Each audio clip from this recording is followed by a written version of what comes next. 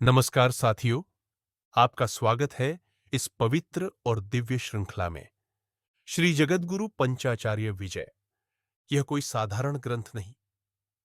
यह उस महान परंपरा का महागान है जिसे स्वयं भगवान शिव ने धरती पर स्थापित किया, अपने 5 विशेष गणों के रूप में, वीरशैव धर्म के प्रचार और पुनर्स्थापना हेतु।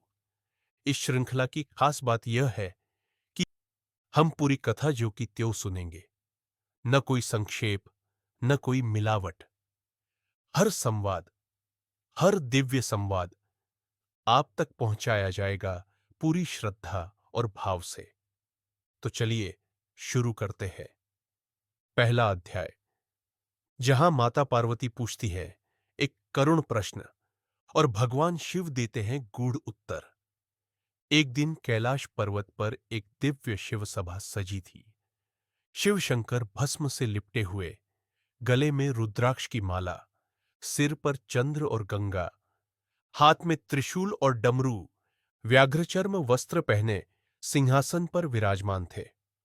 उनके बाईं ओर विराजमान थी कोमल, तेजस्वी, दिव्य सौंदर्य से परिपूर्ण माता पार्वती। वो दोनों अलग दिखते थे, पर वास्तव में थे एक ही तत्व।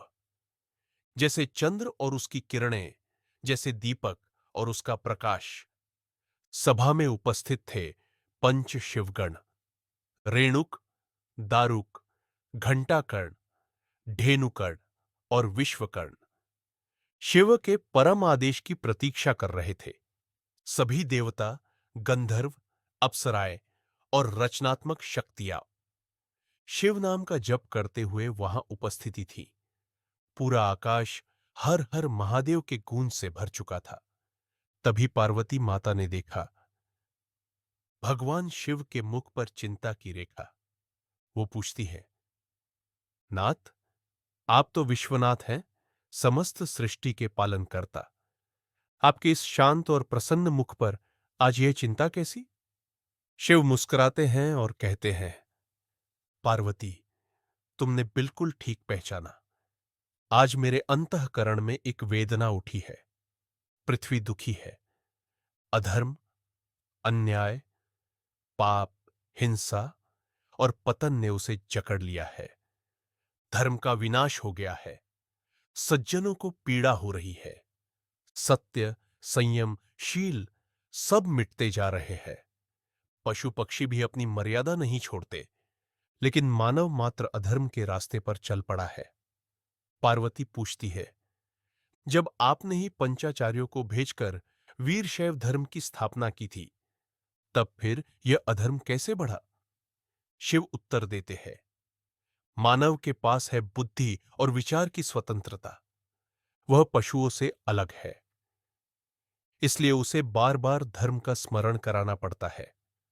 अब द्वापर युग आ चुका है।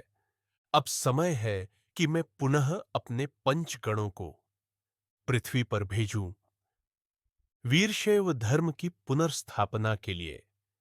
शिव नेत्रों से संकेत करते हैं और पंचगण एक साथ खड़े होकर वंदन करते हैं।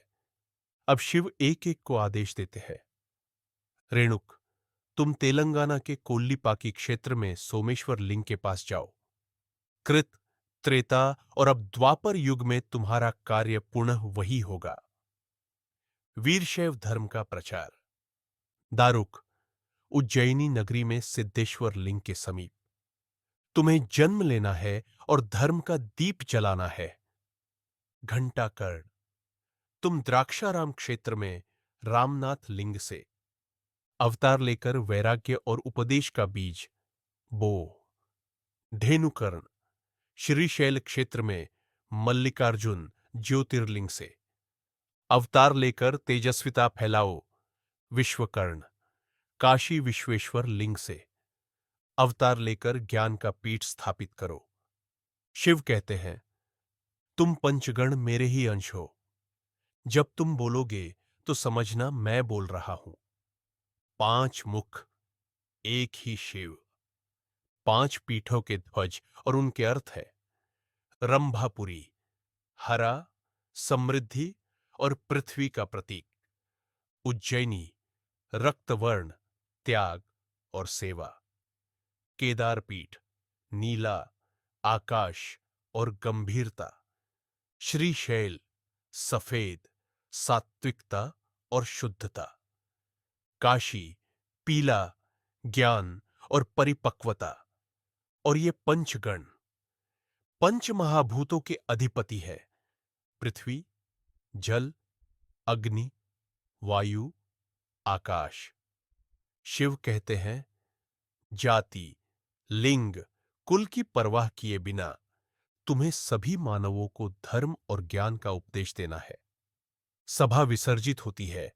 शिव पार्वती अंतःपुर में चले जाते हैं और पंचगण पृथ्वी पर अवतरण हेतु पूर्णतया तैयार हो जाते हैं। यह था श्री जगद्गुरु पंचाचार्य विजय का पहला अध्याय। अगर आपको यह कथा भावस्पर्शी लगी हो तो इस श्रृंखला से जुड़े रहे। हर हर महादेव।